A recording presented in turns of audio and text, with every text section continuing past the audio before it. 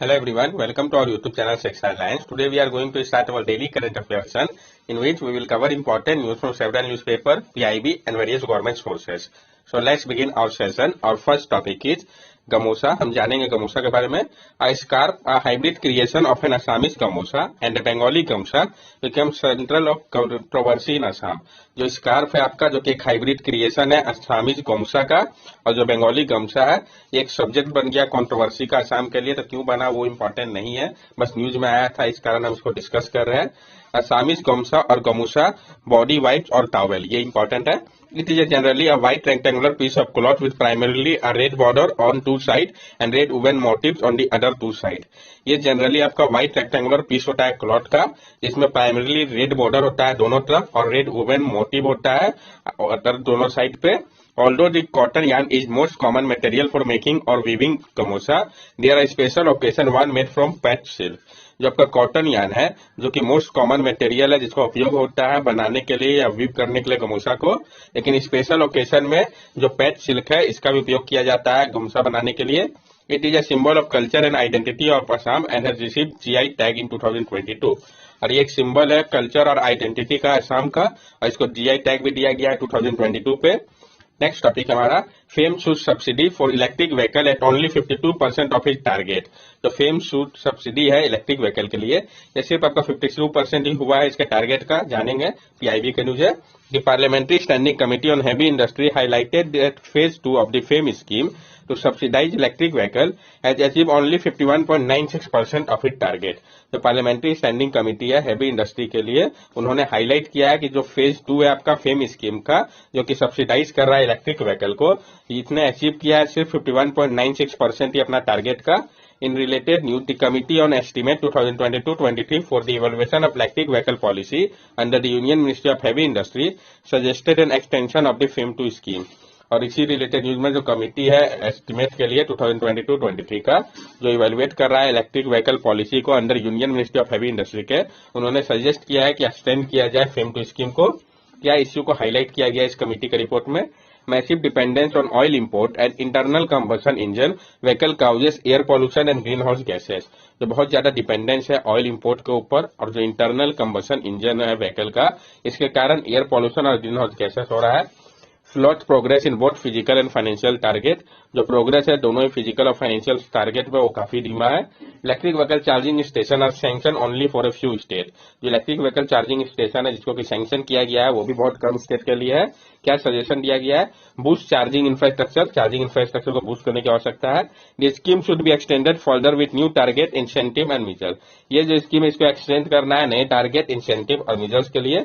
Place greater emphasis on implementation and extend the subsidy to private vehicle. और ज्यादा focus करना होगा implementation के ऊपर और एक्सटेंड करना होगा सब्सिडी को प्राइवेट व्हीकल के लिए भी. Lesson from China. क्या लेसन लेना चाहिए हमें चाइना से? China's experience with promotion electric vehicle by offering generous subsidy in 2009 became costly for the government due to the large price differential and number of buyers. ये China का experience था promote करने को लेकर इलेक्ट्रिक व्हीकल को. उन्होंने offer किया था जनरस सब्सिडी 2009 के समय पे, जबकि काफी ज्यादा कॉस्टली हो गया था गवर्नमेंट के लिए उनके लार्ज प्राइस डिफरेंशियल होने के कारण नंबर ऑफ बायर्स के साथ. इस कारण उन्होंने फेज आउट कर दिया सब्सिडी को 2020 पे और इम्पोज कर दिया एक मैंडेट कार मैन्युफैक्चरर के ऊपर कि वो इंश्योर करे कि जो सर्टेन परसेंट है सारे व्हीकल का जो वो बेचते हैं वो बैटरी पावर होना चाहिए. अवॉइड करने के लिए फाइनेंशियल पेनल्टी को मैन्युफैक्चरर जो है उन्होंने अर्न किया एक स्टुपुलेटेड नंबर ऑफ पॉइंट को, जो कि बेस्ड है रेंज, एनर्जी, एफिशिएंसी और परफॉर्मेंस के ऊपर. जो एकेडमिक पेपर है जिसको कि पब्लिश किया गया था अभी हाल ही में, उसमें सजेस्ट किया गया है कि जो फेज ऑफ पॉलिसी है ये सबसे ज्यादा कॉस्ट इफेक्टिव अप्रोच है प्रमोट करने के लिए इलेक्ट्रिक व्हीकल का सेल को हम कंपेयर करेगा और किसी के पॉलिसी से, तो ये प्रोवाइड करता है लार्जर सब्सिडी ओवर मोर एक्सटेंडेड पीरियड के लिए. फेम स्कीम के बारे में हम जान लें. Fame India is a part of national electric mobility mission plan. The main thrust of FAME is to encourage electric vehicle by providing subsidy. The FAME India scheme is aimed at incentivizing all vehicle segments. जो FAME India आपका वो part है national electric mobility mission plan का. Main focus जो है FAME का encourage करने को लेकर है इलेक्ट्रिक व्हीकल का प्रोवाइड करके सब्सिडी को. जो FAME इंडिया स्कीम है इसका मकसद है इंसेंटिवाइज करना सारे व्हीकल के सेगमेंट को फेज 1 की अगर हम बात करें तो इसको स्टार्ट किया गया था 2015 में और ये कंप्लीट हुआ आपका 31 मार्च 2019 में। फेज 2 को स्टार्ट किया गया था अप्रैल 2019 में और ये कंप्लीट हुआ 31 मार्च 2022 पे। Technology cover by the scheme, जो टेक्नोलॉजी को कवर किया गया इस स्कीम के द्वारा, hybrid and electric technology like mild hybrid, strong hybrid, plug in hybrid and battery electric vehicle, इस सब टेक्नोलॉजी को कवर किया गया है इस स्कीम के माध्यम से। Monitoring authority, department of heavy industry, the ministry of heavy industry and public enterprises, जो आपका डिपार्टमेंट है हैवी इंडस्ट्री का, ministry of heavy industry and public enterprises के अंतर्गत वो इसकी मॉनिटरिंग अथॉरिटी है। 4 focus area of the scheme, जो आपका एरिया है इसके लिए 4 फोकस है। कौन कौन सा? Technology development, demand creation, pilot project और चार्जिंग इंफ्रास्ट्रक्चर। ऑब्जेक्टिव क्या है फेम स्कीम का? Encourage faster adoption of electric vehicle and hybrid vehicle by way of offering upfront incentive on the purchase of electric vehicle, establish necessary charging infrastructure for electric vehicle. Encourage करना होगा faster adoption को electric और hybrid vehicle का, offer करके और ज्यादा incentive को purchase के लिए इलेक्ट्रिक व्हीकल का। साथ साथ नेसेसरी चार्जिंग इंफ्रास्ट्रक्चर जो है इलेक्ट्रिक व्हीकल के लिए उसको स्टैब्लिश करना होगा। साइलेंट फीचर ऑफ फेज 2, क्या है साइलेंट फीचर फेज 2 का? Emphasis on electrification of public transportation including share transport in the fame India scheme. Incentives are applicable mainly to vehicle used for public transport और register for commercial purpose. इसका focus है fame 2 scheme का कि electrify किया जाए public transportation को, जिसमें कि शेयर ट्रांसपोर्ट भी आता है फेम इंडिया स्कीम के अंतर्गत। और इंसेंटिव ये एप्लीकेबल होगा मेनली उस व्हीकल के लिए जिसका उपयोग पब्लिक ट्रांसपोर्ट के लिए हो रहा है या जो रजिस्टर है कमर्शियल पर्पस के लिए। Benefit of incentive will be extended to vehicle fitted with advance battery like lithium ion battery, और जो बेनिफिट होगा इंसेंटिव का उसको एक्सटेंड किया गया है व्हीकल्स के लिए जो कि फिटेड होंगे एडवांस बैटरी जैसे कि लिथियम आयन बैटरी से। नेक्स्ट टॉपिक हमारा CERT in may be exempted from RTI. जो सीईआरटी है उसको हो सकता है कि एग्जाम कर दिया जाए आरटीआई से, ऐसा क्यों कहा गया, फिर सीईआरटी इन के बारे में हम जानेंगे। The Indian Computer Emergency Response Team (CERT) in may soon be exempt from responding to queries under the Right to Information Act 2005। जो Indian computer emergency response team है सीईआरटी इन, ये बहुत जल्द हो सकता है कि इनको एग्जेम्प्ट कर दिया गया है कि वो रिस्पॉन्ड नहीं करेंगे जो क्वेरी है राइट टू इन्फॉर्मेशन एक्ट 2005 के अंतर्गत। बैकग्राउंड को समझते हैं। Department of personnel training had reviewed for proposal from the MeitY to include CERT in the second schedule of the RTI act with deal with the exemption organisation like CBI and BSF. तो department of personnel training है, उन्होंने review किया एक proposal को मिटी का जो कि इंक्लूड करता है कि जो सीईआरटी इन है उसको सेकंड शेड्यूल में आरटीआई एक्ट का रखा जाए जो डील करता है एग्जेम्प्टेड ऑर्गेनाइजेशन से जैसे कि सीबीआई और बीएसएफ से, ताकि इसको भी एग्जेम्प्ट किया जा सके। सीईआरटी इन क्या है? It is an office within the Union Ministry of Electronic and Information Technology, established in 2004 under the IT Act 2000। जो आपका सीईआरटी इन है कंप्यूटर इमरजेंसी रिस्पांस टीम, ये आपका एक ऑफिस है union ministry of electronic and information technology के अंतर्गत आता है, जिसको एस्टेब्लिश किया गया था 2004 पे, जो आपका आईटी एक्ट है 2000 के माध्यम से। It is the nodal agency to deal with cyber security threat. ये एक नोडल एजेंसी है जो कि डील करता है साइबर सिक्योरिटी थ्रेट से। To strengthen the security related defence of the Indian internet domain, ये स्ट्रेंथन करता है सिक्योरिटी के रिलेटेड डिफेंस को इंडियन इंटरनेट डोमेन के लिए। Coordinate with public and private organization in India when cyber incident like data breach and ransomware attack are reported. ये coordinate करता है पब्लिक या प्राइवेट ऑर्गेनाइजेशन के साथ भारत के जब साइबर इंसिडेंट जैसे कि डाटा ब्रीच या रैंसमवेयर अटैक को रिपोर्ट किया जाता है। To issue advisory for software vulnerability as guidance for organization, और ये इश्यू करता है एडवाइजरी को सॉफ्टवेयर वल्नरेबिलिटी को लेके गाइडेंस फॉर ऑर्गेनाइजेशन के लिए। नेक्स्ट टॉपिक हमारा unified tariff for natural gas pipeline. PIB की न्यूज इंपॉर्टेंट है, हम जानेंगे। जो बात कही गई है यूनिफाइड टैरिफ की नेचुरल गैस पाइपलाइन के लिए।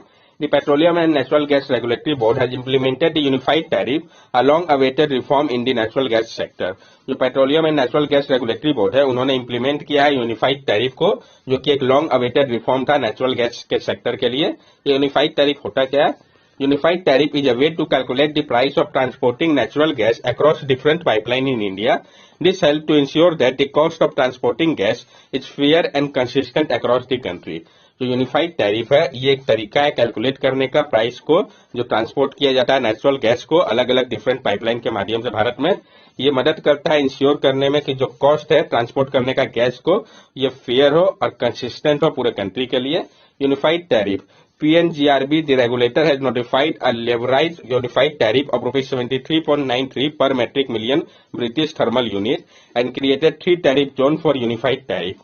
जो आपका PNGRB जो कि रेगुलेटर है उन्होंने नोटिफाई किया है लिबरलाइज यूनिफाइड टैरिफ को ₹23.93 का per metric billion British thermal unit के लिए, और उन्होंने क्रिएट किया है 3 टैरिफ जोन को यूनिफाइड टैरिफ के लिए। First zone is up to distance of 300 kilometre from the gas zone. जो पहला जोन है वो आपका जो डिस्टेंस होगा 300 किलोमीटर तक का गैस सोर्स से। सेकंड जोन जो है वो 300 से 1200 किलोमीटर, और थर्ड जोन जो होगा वो बियॉन्ड 1200 होगा। क्या सिग्निफिकेंस इसका? The unified tariff is expected to assist in achieving the one nation one grid one tariff model and stimulate gas market in remote area। ये जो यूनिफाइड टैरिफ है ये एक्सपेक्ट किया जा रहा है कि ये मदद करेगा अचीव करने में one nation one grid one tariff model को, और स्टिमुलेट करेगा गैस मार्केट को रिमोट एरियाज में। The ministry of petroleum and natural gas by annually revise the price of natural gas produce from various sources. और जो ministry of petroleum and natural gas है वो by annually revise करती है price को natural gas का जो कि प्रोड्यूस होता है अलग अलग सोर्सेज से। One nation one gas grid के बारे में हम जान लें।